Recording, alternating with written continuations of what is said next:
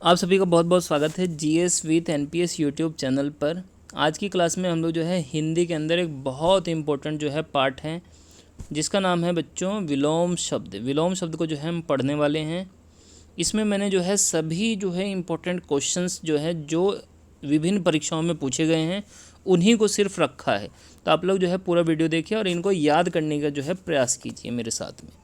देखिए बच्चों, सबसे पहले एक तरफ शब्द, दूसरी तरफ उसका विलोम। अग्रज, अग्रज मतलब होता है बच्चों जो पहले जिसका जन्म हुआ, तो इसका विलोम होता है बच्चों अनुज, मतलब जिसका जन्म बाद में हुआ। इसके अलावा देखिए अदोष, अदोष का विलोम होता है बच्चों सदोष। क्या होता है? सदोष। अनाथ का विलोम होता है इसी प्रकार सनाथ। अनाथ मतलब जिसका कोई ना हो, सनाथ जिसके साथ कोई हो।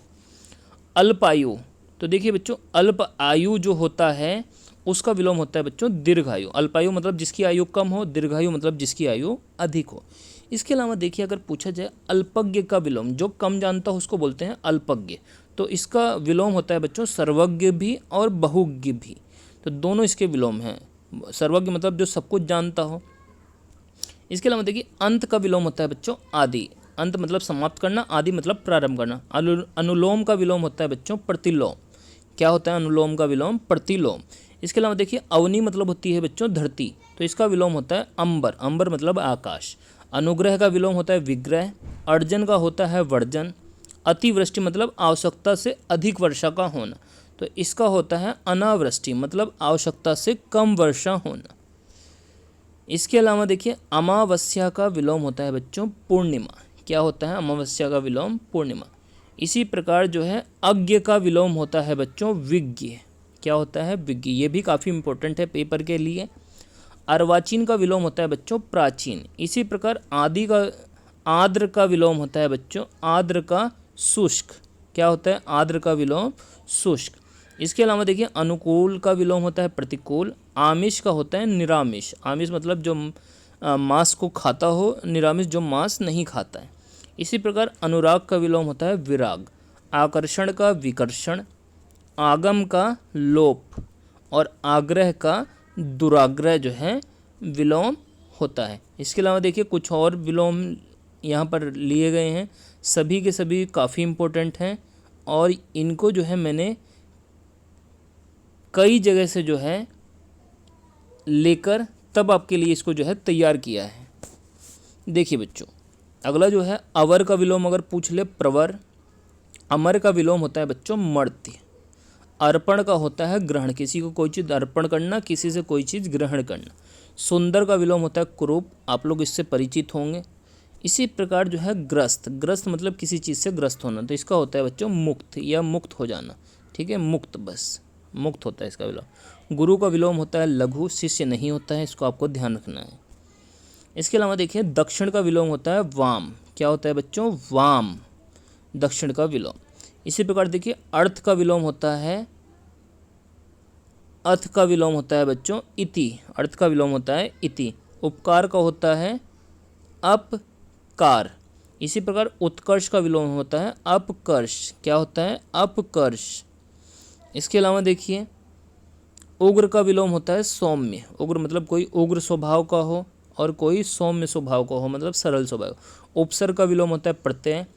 कनिष्ठ का, किसका बच्चों? कनिष्ठ। कनिष्ठ मतलब होता है जो आयु में छोटा हो, जो पद में छोटा हो, तो इसका होता है ज्येष्ठ, जो पद में बड़ा हो, जेठ।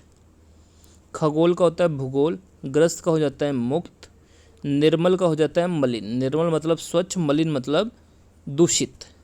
इसी प्रकार सृष्टि का विलोम होता है प्रलय। भौतिक का आध्यात्मिक।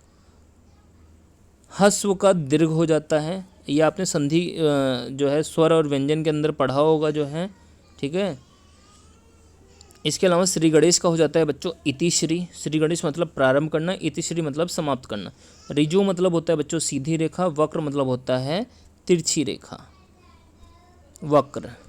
इसके अलावा देखिए स्थावर का विलोम हो जाता है जंगम। जिजीविषा मतलब जीने की प्रबल इच्छा। मुर्मुक्षु मतलब मरने की इच्छा, मुर्मुक्षु। इसके अलावा हर्ष का विलोम होता है शोक और विषाद। सन्यासी का हो जाता है गृहस्थ। सुगम का दुर्गम। और समास का हो जाता है बच्चों व्यास। क्या हो जाता है समास का विलोम? व्यास। इसके अलावा देखिए कुछ और विलोम है इसके अलावा भी, देखिए बच्चों, अगर पूछे गरिमा का विलोम लाघिमा, सम्मुख का विमुख, उर्वर का बंजर या ऊसर। इसी प्रकार मंद का विलोम होता है तीव्र या द्रुत, शाश्वत का हो जाता है नश्वर, प्रत्यक्ष का परोक्ष या अप्रत्यक्ष, अपेक्षा का उपेक्षा। इसी प्रकार सम्मुख का विमुख, उर्वर का बंजर या ऊसर, ये हम पहले कर चुके हैं। कृतज्ञ का हो जाता है बच्चों कृतघ्न, कृतज्ञ मतलब जो उपकार को मानता हो, कृतज्ञ जो उपकार को नहीं मानता है। इसी प्रकार सूक्ष्म का हो जाता है स्थूल, क्या हो जाता है स्थूल, ठीक है। समष्टि, समष्टि का हो जाता है बच्चों व्यष्टि। मुख का हो जाता है वाचाल, मुख मतलब जो कम बोलता हो, वाचाल जो ज़्यादा बोलता हो। और हमारा जो लास्ट है बच्चों वो है संक्षेप, संक्षेप मतलब किसी चीज़ को शॉर्ट में कहना, तो इसका हो जाता है बच्चों विस्तार। संक्षेप का क्या हो जाता है विस्तार।